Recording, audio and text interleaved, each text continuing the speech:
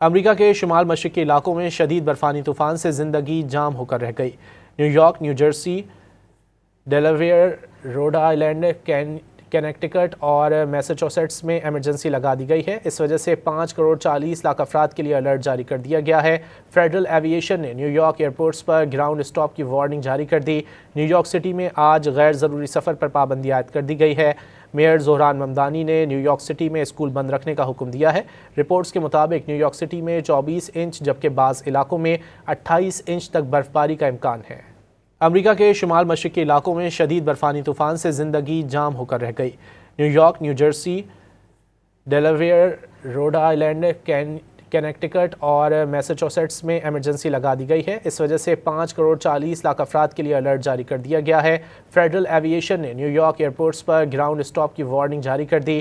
New York city میں آج غیر ضروری سفر پر پابندی عائد کر دی گئی ہے۔ میئر زہران ممدانی نے نیو یارک سٹی میں اسکول بند رکھنے کا حکم دیا ہے۔ رپورٹس کے مطابق نیو یارک سٹی میں 24 انچ جبکہ بعض علاقوں میں 28 انچ تک برفباری کا امکان ہے۔